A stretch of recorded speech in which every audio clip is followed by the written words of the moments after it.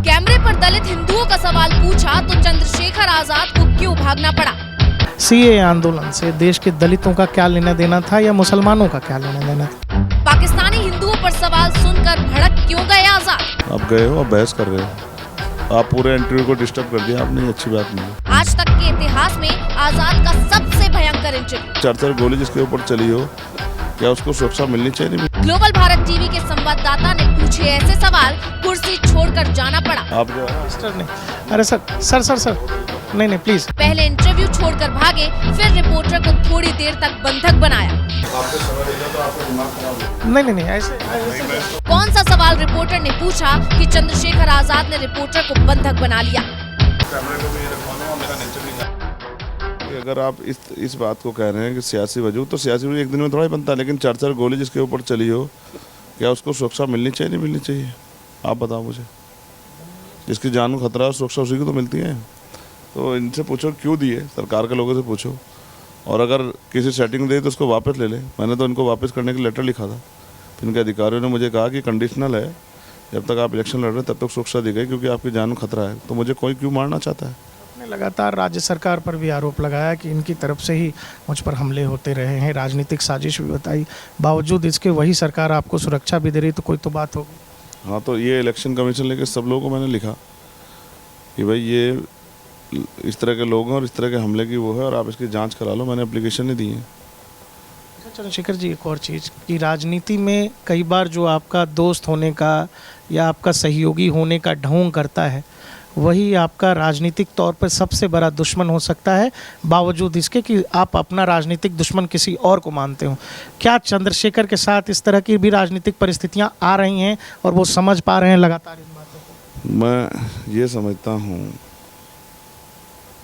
कि राजनीतिक दोस्ती और दुश्मनी कोई परमानेंट नहीं होती है।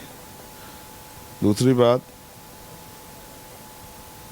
इस देश में जो नेता ये कहते हैं कि हम बहुत जनप्रिय हैं, उन सबको जनहित में सुरक्षा छोड़ देनी चाहिए। हम टैक्स देते हैं, हम लाखों लोगों का संगठन चलाते हैं, एक बहुत बड़ा संगठन देश भर में, और हम टैक्स देते हैं, तो सरकारी सुविधाओं का लाभ हमें क्यों नहीं मिलना चाहिए? ये किसके लिए है? जनता के लिए है ना। तो जब जिला चलाने वाले अधिकारी को सुरक्षा मिलती है, तो इतने लोगों का नेतृत्व करने वाले चंद्रशेखर आजाद को सुरक्षा क्यों नहीं मिलनी चाहिए? क्या कारण है? मुझे बताना चाहिए सरकार को और मीडिया को। और फिर आपका राजनीतिक द्वेष हो सकता है, लेकिन क्या आप कानून से ऊपर हो जाएंगे? तो इसका मतलब अगर मेरे ऊपर हमला जिन लोगों ने किया, उनको भी पुलिस को गिरफ्तार नहीं करना चाहिए था, उनको भी जेल नहीं भेजना चाहिए था। सरकार को चाहिए था कि मैं उनका राजनीतिक प्रतिनिधि हूँ, तो उन लोगों को छूट दे दें कि मुझे मार दें। मुझे दया आती है सरकारों के ऊपर, उनकी सोच के ऊपर, कभी कभी मीडिया के लोग सोच के ऊपर भी दया आती है कि उन विचारों का सोचने का नज़रिया क्या है। सुरक्षा आर्म्स लाइसेंस एक जो मिलता है, जो एक्ट बनाया, ये आर्म्स एक्ट किसके लिए बना? जिन लोगों को सुरक्षा की का खतरा है कि उनके साथ कोई हादसा हो सकता है, उनकी जान खतरा, उन्हीं को लेकर तो आर्म्स एक्ट बना है। तो इसका आर्म्स एक्ट का दुरुपयोग अगर कोई करेगा तो उसको उसका खामियाजा भुगतना पड़ेगा, वो क्राइम हो जाएगा। तो लेकिन कहाँ जिनके ऊपर रेप हत्या हो रही है उनको कहाँ मिल रही सुरक्षा? है तो सब पैसे वाले लोगों की खीर होगी, सब पैसे वाले लोगों पे सुरक्षा, सब पैसे वाले लोगों पे लाइसेंस, गरीब पे कहाँ आएंगे? इतना महंगा बनता है लाइसेंस, और वेपन भी गरीब ले ही नहीं सकता। तो इस देश में तो कमज़ोर हक वंचित समाज के लोग गुलामी झेल रहे हैं, परेशानियाँ झेल रहे हैं, लेकिन कोई उनकी सुनने वाला नहीं है। लेकिन जब उनका सियासी वजूद बढ़ता है तो उनके आगे लोगों को मजबूरी में घुटने टेकने पड़ते हैं। जैसे पूरा विपक्ष आरोप लगा रहा था कि सुप्रीम कोर्ट डर गया है, सुप्रीम कोर्ट है, लेकिन जब इलेक्टोरल बोर्ड पे फैसला आया उसी कोर्ट ने दिया।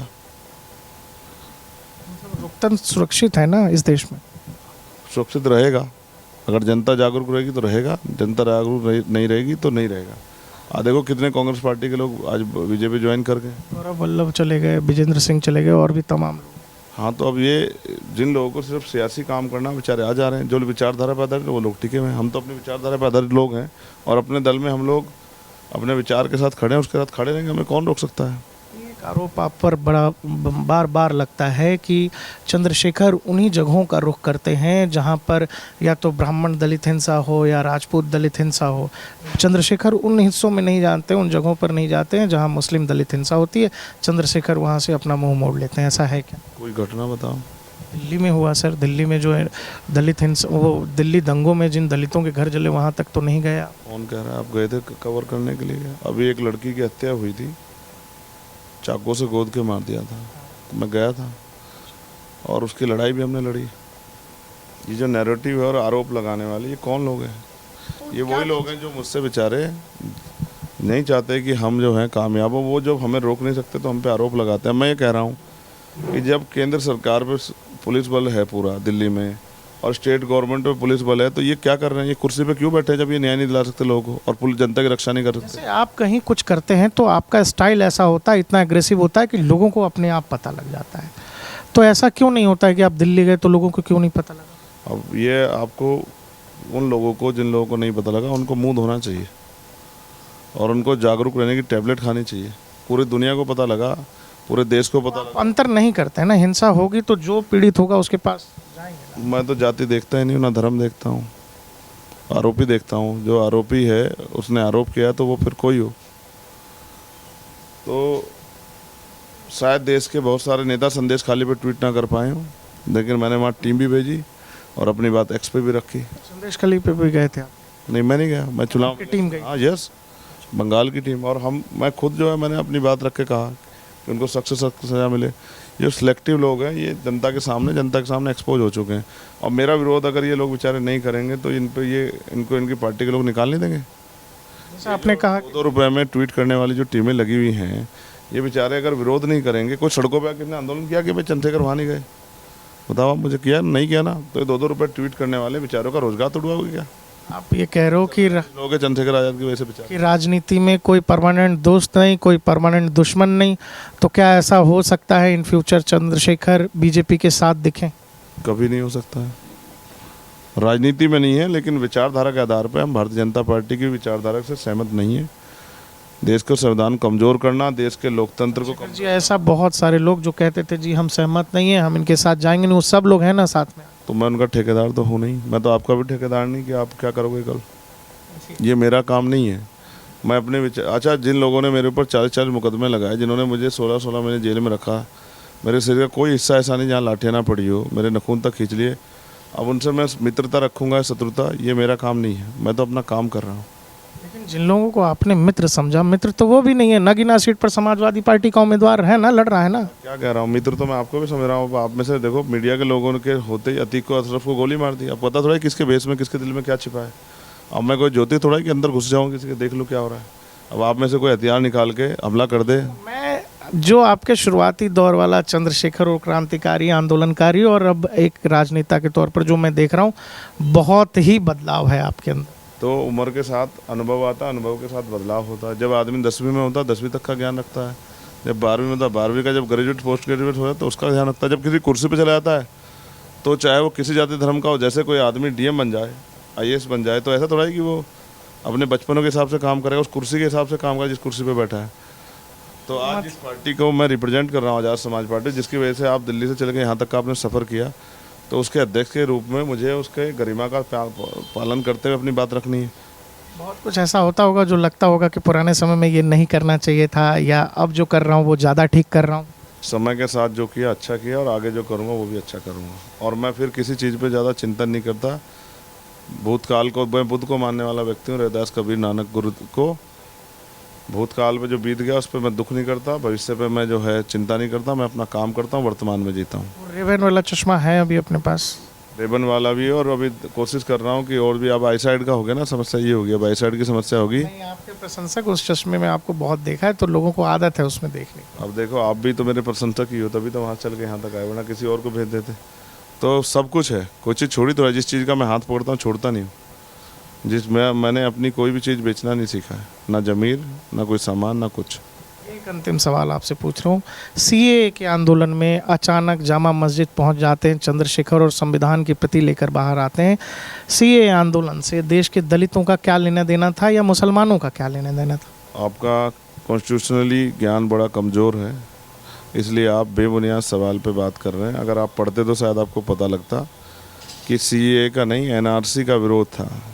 देश के 54% दलितों पे 1 गज ज़मीन नहीं है। देश का जब आज़ाद हुआ 14 अगस्त 1947 को हम लोग इस देश में अंग्रेजों के अधीन थे। 15 अगस्त को आज़ाद हुए। 16 तारीख को ना किसी धन धरती राजपाट में बंटवारा हुआ। जो लोग हादसे पे थे वो आज भी हादसे पे। मैं आपको कितने लोग दिखा दूंगा शहरों में जो रह रहे हैं, गाँव से पिट के गए, उन पे कागज़ ही नहीं है।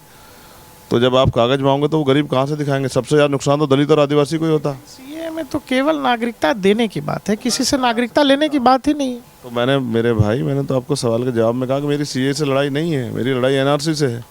कि जब एनआरसी एनआरसी तो आया कहाँ सर? आया ही नहीं है एनआरसी। तो उस समय एनआरसी पे तो हम लोग विरोध कर रहे थे। मैं कह रहा हूँ, मैं वकील हूँ, आप इस बात को समझो, सामान्य ज्ञान ठीक करो कि मैंने विरोध किस दर्ज पर दर्ज किया। अभी जब मैंने जवाब दिया इसको दोबारा सुनना। मैंने कहा कि मेरी आपत्ति सीए पे नहीं है, मेरी आपत्ति एनआरसी पे। और जब मेरी आपत्ति इस बात पे है कि जब संविधान के विरुद्ध में जाके आप कोई काम करोगे, हमारा संविधान सभी को बराबर के अधिकार और आज़ादी देता है, फिर आप मुसलमानों को क्यों बाहर रख दोगे?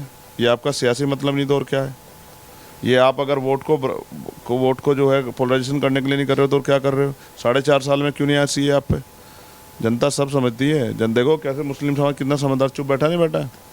सीए पर आपत्ति नहीं है ना आपकी? मैंने क्या कहा, सीए को भी अगर आप उसमें धार्मिक फाउंडेशन लगाकर किसी एक जाति मजहब की बात करोगे तो आप एंटी कॉन्स्टिट्यूशनली काम करते हो। क्या भारत का संविधान धर्म के आधार पर गैर बराबरी की इजाज़त देता है? Do you know? लेकिन वो तो दूसरे देशों से आए हुए लोग हैं सर, अल्पसंख्यक हैं, पाकिस्तान अफगानिस्तान के अल्पसंख्यक। दे दो यार। अपने देश में तो भुखमरी 80 करोड़ लोग सस्ते राशन पर डिपेंड है। अपने देश में तो नौजवान 83% बेरोजगार घूम रहे हैं। अपने देश में तो भर्ती होती है, पेपर लीक हो जाते हैं। अपने देश की सोच लो, वहाँ के बारे में सोच रहे हो और फिर सोच रहे हो जो पाकिस्तान के हिंदू दलितों के साथ या अफगानिस्तान में सिखों के साथ जो कहाँ जाएंगे? आप गए हो, आप बहस कर रहे हो, आप पूरे इंटरव्यू को डिस्टर्ब कर दिया आपने। ये अच्छी बात नहीं है। आप जो है ना डिस्टर्ब नहीं। अरे सर सर सर सर नहीं प्लीज़ ऐसे नहीं। आपको समय देगा तो आपका दिमाग खराब हो जाएगा। नहीं ऐसे मैं इसको कैमरे को भी रखवा लूँगा, मेरा नेचर नहीं